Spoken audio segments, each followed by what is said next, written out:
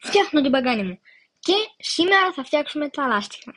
Πάμε εδώ πέρα και θα ξεκλειδώσουμε με τα λεφτά για αυτά. Και όχι, δεν δίνω Robux αυτά, απλά κάθομαι και γκραϊντάρω. Μάξτε.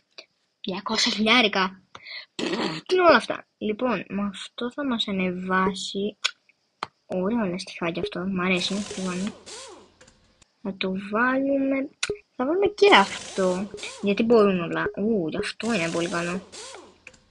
Αν βάζαμε τώρα και αυτό το τιμονάκι μαζί με αυτό το last.